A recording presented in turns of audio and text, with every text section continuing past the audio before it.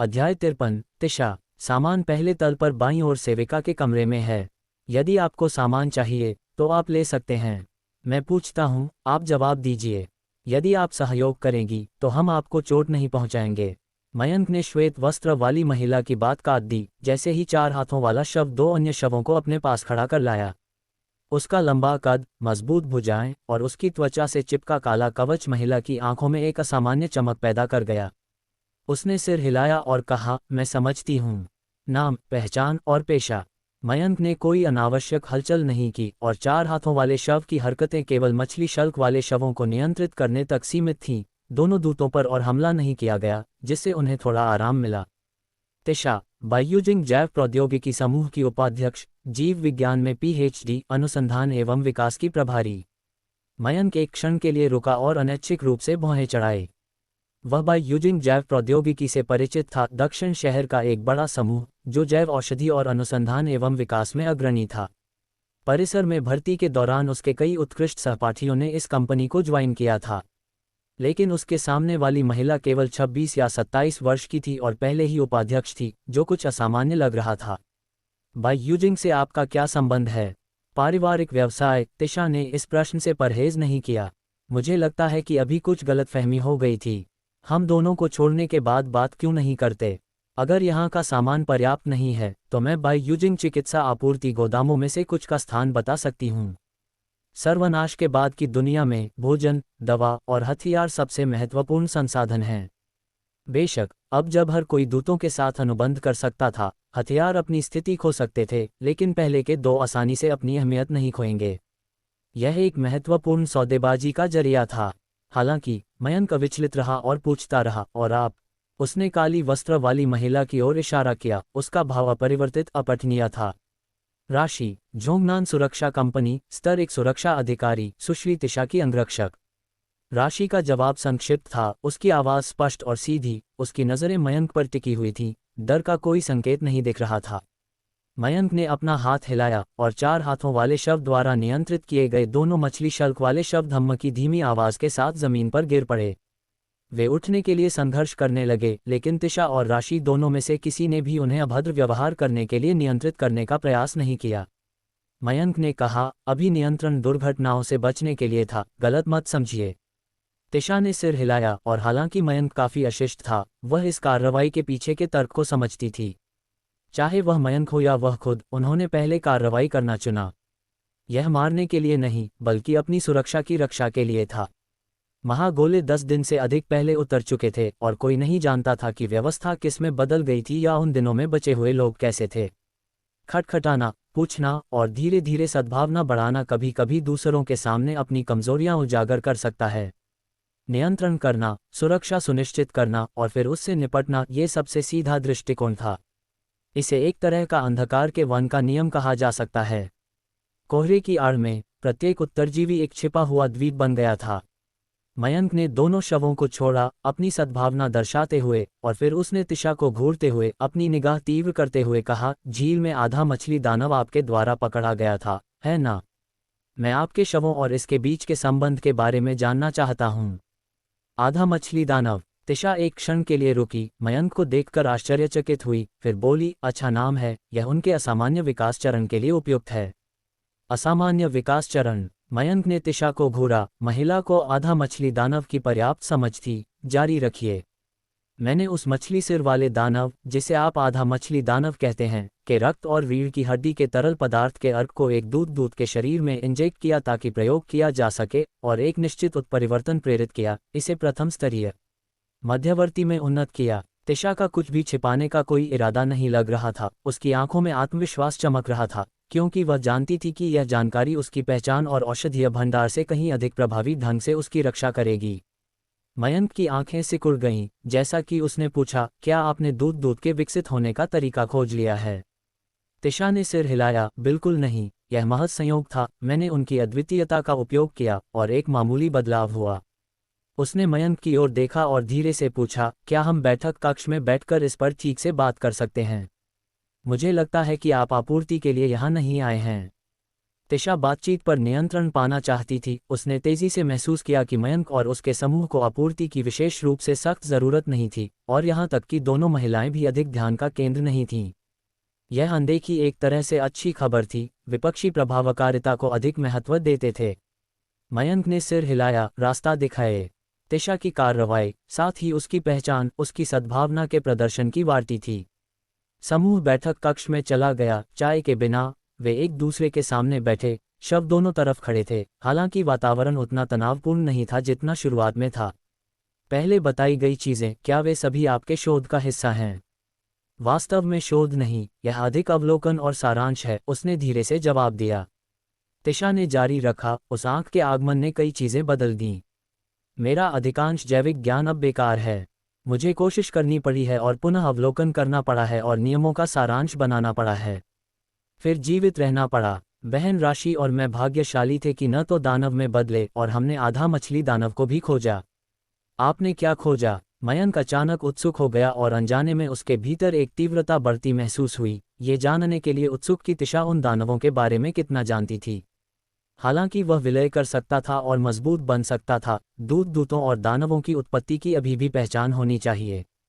केवल समझ के साथ ही सुरक्षा और विश्वसनीयता को बढ़ाया जा सकता है। दानवों की कोशिकाएं असामान्य रूप से सक्रिय हैं, एक अज्ञात कारक निरंतर उत्परिवर्तन का कारण बन रहा है, या कोई कह सकता है विकास का। क्या कारक? तिशा रुकी, फिर सिर हिलाया। मुझे नहीं पता। मैं महज एक पीएचडी हूँ, अलका जैसे शीर्ष विद्वान नहीं। इसके अलावा मेरे घर में अधिक पता लगाने के लिए उपकरण की कमी है। शवों में परिवर्तन प्रेरित करने में सफल होना पहले से ही संयोग था। हालांकि अगर मुझे अनुमान लगाना पड़े तो मुझे संदेह है कि यह ऊर्जा का कुछ रूप है, जो आंख प्राणी से फूटती उस लाल रोशनी द्वारा जारी किया गया है, हमारी दुनिया में एक अलग ऊर्जा इंजेक्ट कर रहा है। जैविक विकास इतनी तेजी से नहीं हो सकता था, न ही एक पारिस्थितिकी तंत्र का निर्माण और शोधन हो सकता था। लेकिन आधा मछली दानव को लें, क्या आप जानते हैं कि यह मूल रूप से क्या था? तिशा फिर से रुकी और ईमानदारी से कहा, यह एक काप मछली थी जो संपत्ति प्रबंधकों द्वारा यूनलिंग झील में डाली गई थी, लेकिन थोड़े ही समय में यह इस रूप में परिवर्तित हो गई। ये केवल विकास का एक चरण है। उस झील में अब विभिन्न मछली दानव हैं, जिनमें एक कमांडिंग दानव भी शामिल है जो दूसरों से बड़ा है, एक प्रजनन समुदाय बना रहा है। मनुष्यों को बंदरों से सीधे खड़े होने वाले वानरों के भयानक रूप में विकसित होने में कितना समय लगता है? लाखों से करोड़ों वर्ष। फिर भी यूनलिंग झील में काप मछली इन मछली दानवों में विकसित हुई, जिनमें महान क्षमताएं और सहज बुद्धिमत्ता थी। कितने समय के भीतर? महज कुछ दिन। क्या ये भयानक नहीं है? तिशा थोड़ी शांत हुई, फिर जारी रखा, मैंने उनकी अत्यधिक परिवर्तनीय कोशिकाओं का उपयोग करके प्रयोग किया, जिसके कारण दूध का परिवर्तन हुआ। लेकिन ये बस इतना ही हो सकता था। ऊर्जा का साधारण निष्कर्षण प्रयोग जारी रखने के लिए पर्याप्त नहीं है। एक मिनट रुकिए सुंदरी, आपने कहा कि झील में न केवल यह आधा मछली दानव है, बल्कि अनेक अन्य और एक दानव सरदार भी है। देवाशीष की आंखें चौड़ी हो गईं जब उसने तिशा को देखा। उसका भाव कुछ दर्दनाक था। हाँ, तिशा ने दृढ़ता से सिर हिलाया। पानी लाते समय हमारा दुर्घटना से उनसे सामना हुआ। सौभाग्य से उन्होंने हम दोनों पर ध्यान नहीं दिया। मुझे यकीन है कि वे कम से कम 3 रूपों में मौजूद हैं, आधा मछली दानव, अंगों वाला एक मानवाकार मछली दानव, और सरदार जो अपने दूतों से छोटा नहीं है। अध्याय 54, यूनलिंग झील की मुसीबत। वह सरदार निश्चित रूप से सबसे पहले उत्परिवर्तित हुए मछली सिर वाले दानवों में से एक होगा, ताकत में कम से कम प्रथम श्रेणी के ऊपरी ग्रेड का। वे यूनलिंग झील को अपना क्षेत्र मानते हैं, पास आने वाले किसी भी प्राणी को शिकार या घुसपैठिया समझते हैं, और उनमें काफ़ी आक्रामकता होती है।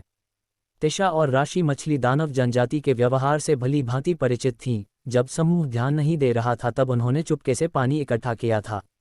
उनके प्रयासों के बावजूद कभी कभी वे चोरी के हमलों से बच नहीं पाती थीं और उन्हें अपने निशान छुपाने का समय न देते हुए तेज वापसी करनी पड़ती थी। अपना सामान पैक करो और फिर हमारे साथ शिविर में वापस चलो।